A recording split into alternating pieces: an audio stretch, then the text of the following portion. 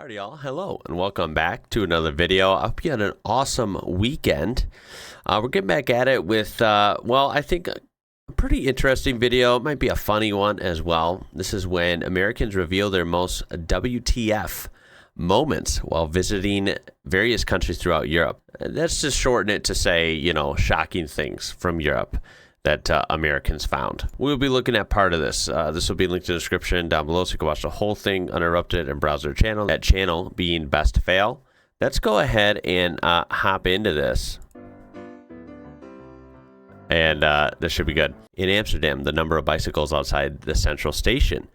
How the F do people find their bikes once they park them? Also, the Dutch are easily the most graceful cyclists. The way you guys weave through dumb folks standing in bike paths is outstanding. Yeah, I would actually like to explore this even more. For one, I would love to go to Amsterdam. I think that's a given. B, I would love to see just various videos or footage. I've only seen one video showing an intersection, and seeing how everything flowed was literally incredible. Like an art form, for lack of a better term. It was really cool and impressive. And yeah, I mean, look at this picture. It's not even big. It's not even a big area. And you can see the beautiful canal there. I mean, first of all, it's a cool aesthetic. Second of all, look at all those bikes, right? I mean, you are literally never going to see this image in the US. Like maybe at the bike store, you'll have as many bikes as there are in this picture, at a bicycle shop. It's about it. Alrighty, and next one, blatant nudity everywhere. Mags is sitting at the front of the newsstand in the middle of the city. What? A giant graffiti penis and nobody cared. It made me realize how prudish we are in the US. Where in Europe is this? Is this common throughout Europe, or is this maybe more in just certain countries? I guess I've heard this before. I've also looked at a few commercials and stuff or advertisements, right? From various European countries, and they do seem to be a little more edgy and a little more out there and, suggestive in their humor than you would definitely see here in the U.S.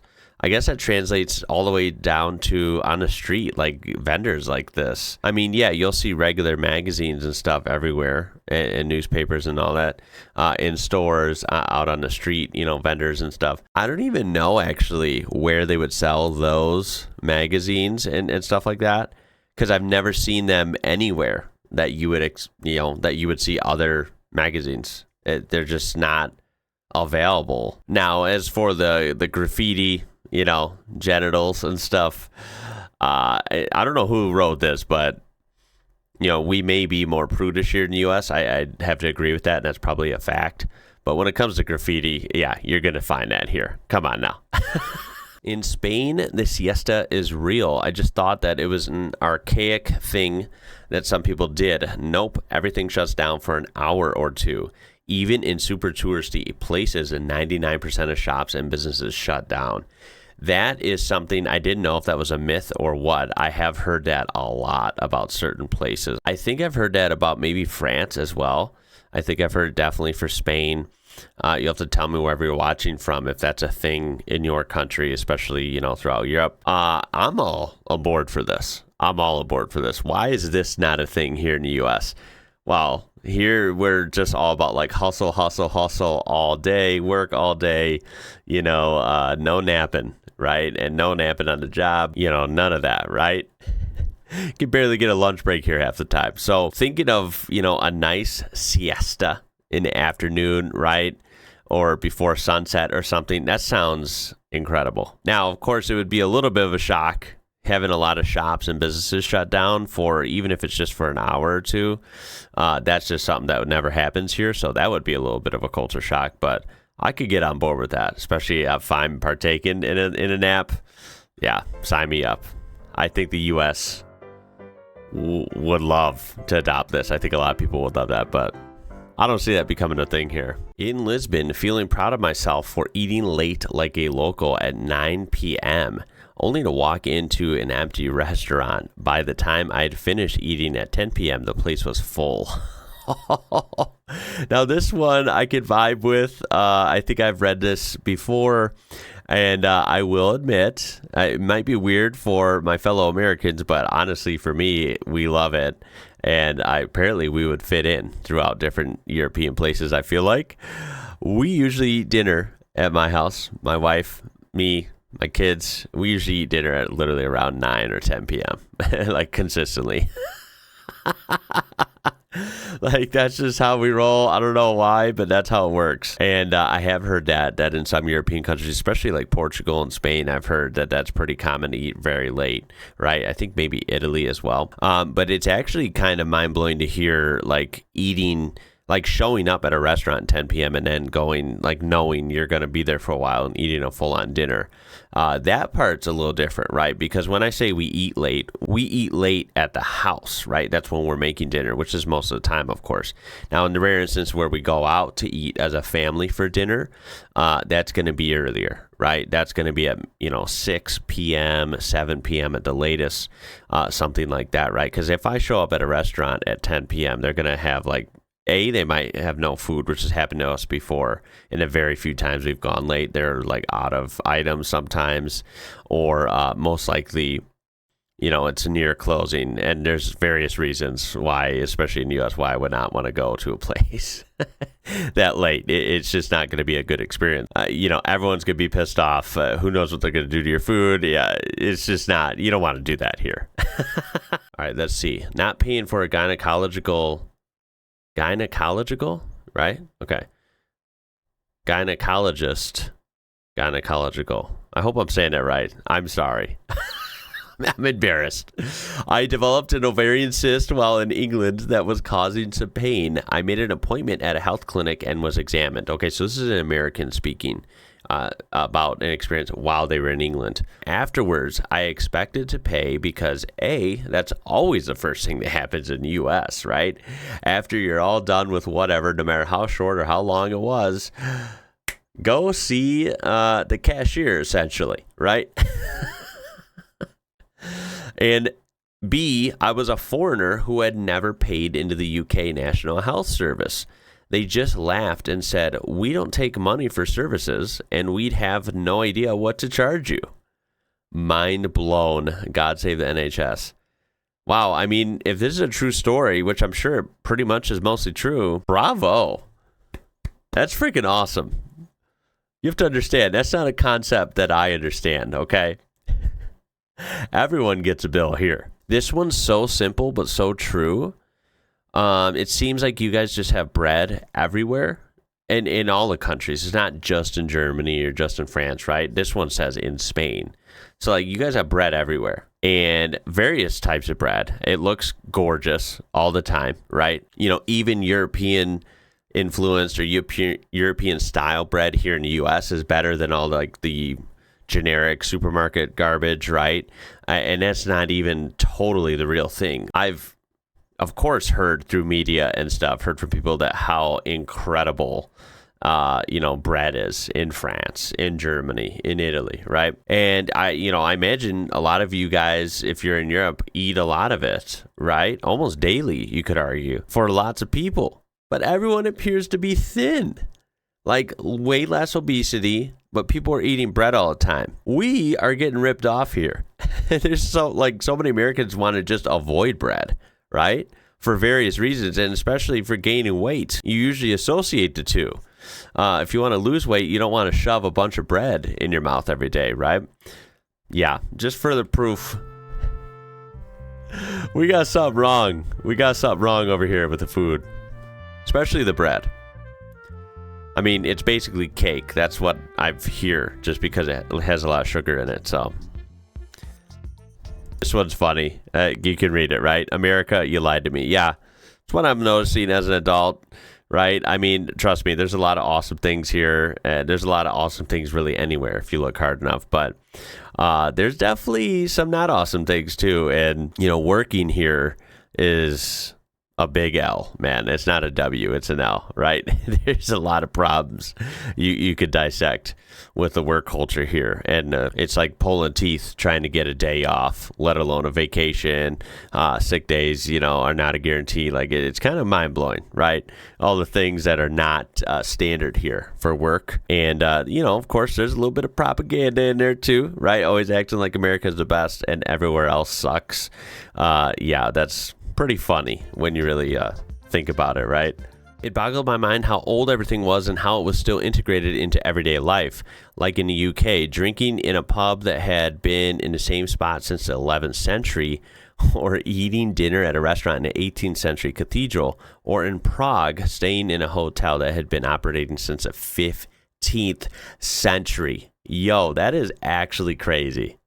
That is crazy. I mean, most of these, like the 11th century pub that they were at, 15th century hotel, I mean, that's literally older than the U.S. I mean, that's insane, right? And I think it's so cool. Yeah, again, this is not something you're going to find over here. So don't come to the U.S. looking to drink in an 11th century pub. I can safely say that. I think that's a really unique thing that you can get out of European countries, is you get to see a lot of old and new, which I think is cool, the mix, right? But the fact that so many old places and establishments are preserved, but not only that, they're still in use, right? A hotel from the 15th century sounds actually a little freaky to me, but that's just a very short-sighted take, I'm aware, but I would definitely have to feel it out. But it sounds kind of cool at the same time. How many people have stayed there in 600 years?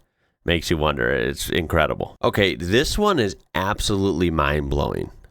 Mind-blowing. Let me explain. I'll read it and I'll explain.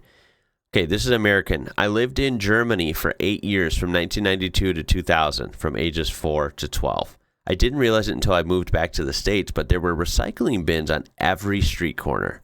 It wasn't just a green bin, then a trash can, which is at most what you'll find here, and that is rare, right? That's rare to even find that combo.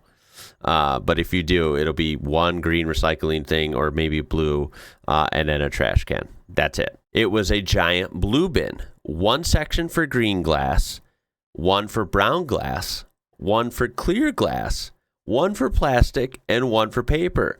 So that's a super advanced recycling bin with actual sectioned off, parts for each appropriate item. So already, 5 steps ahead of the U.S. there. Oh, and going to a German school, students took public transit. There wasn't such a thing as a school bus. So this is mind-blowing on multiple levels. A, we have the totally readily available trash cans and recycling opportunities basically at every street corner, right? It makes sense. It keeps the place clean, right? It keeps towns and cities way more clean, and it makes people used to this, so they do. It's a good habit, right? Not throwing your crap on the ground. So it gets people in the swing of things. Not to mention that we're talking about 1992, through basically the 90s. So mid 90s, let's say. Right? They have all this going on back then. It's 2024, and this is still not the case here. But I could go back to 1994, Germany, and they have all the recycling everywhere, the trash cans, and everything's marked on where to go. And you have public transit everywhere, right? And kids are taking it. I can't tell you how, foreign, freaking alien this sounds to an American that grew up in the 90s, by the way. Yeah, either your parents take you to school, or maybe you carpool with another kid and their parents, or you're taking the school bus. That's it, right? There ain't no kid taking public transport to school here. That is just not happening. That doesn't even make sense to me. Right? That is not a thought in anyone's head here. That'd be way too dangerous. And public transit, you might not even have that in your town here in the U.S., right? Let's get real. All right, next one. Every night in Spain, around 3 a.m., this massive fleet of street scrubbers, vacuum mobiles, and water hoses appeared and cleaned the entire city for about an hour. It was like around 100 people every night just cleaning the city. The following morning, all of Salamanca was spotless. That was magical. Damn. I see the street sweeper. That's what we usually call them. Street cleaning vehicle, truck, whatever, right? I see that come around my streets. Honestly, it's so not often that I don't even know how to guess. Maybe 3 times a year, twice a year, something like that. I'm serious. It's not much. I know actually the other day I mentioned to my wife, like, yo, where's the street cleaning, man? Like, streets are looking kind of rough right now. It's summertime. Everything's bright and shiny and sunny. That's clean the street, you know?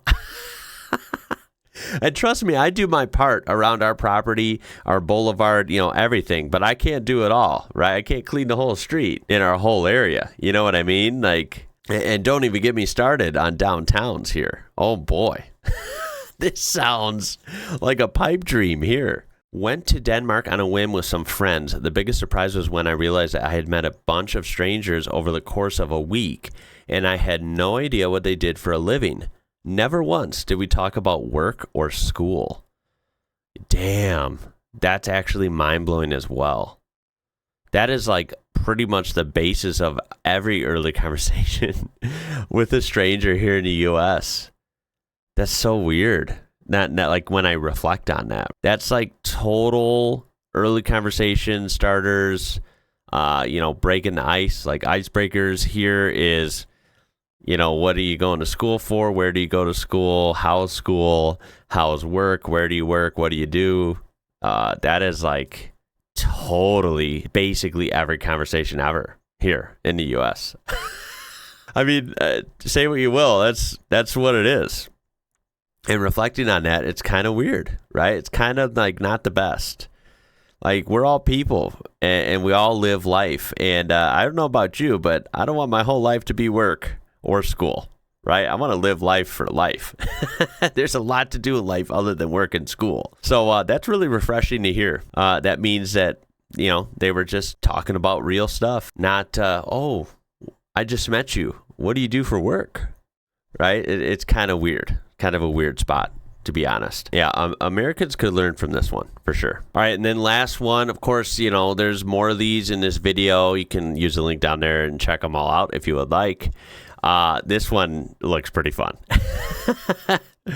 How to party like a German. Pre-party on a Friday at 11 p.m., get into a club at 2 a.m., leave club on Sunday at 6 a.m. Germans are nuts in a good way. How the hell does this work?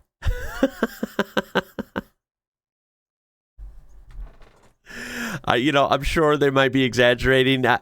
I don't know. You got to let me know if they're telling the truth. I think this is definitely an exaggeration, right?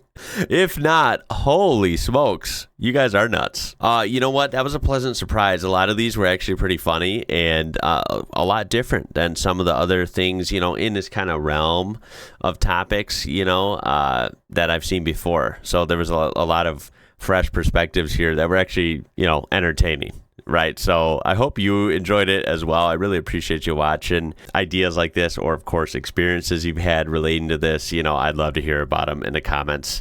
Like always, you guys always do really good with that. So I think that's awesome. Hopefully I will see you in the next one. If not, my name is Ian. You watch the IWrocker. Until next time, y'all. Catch you later.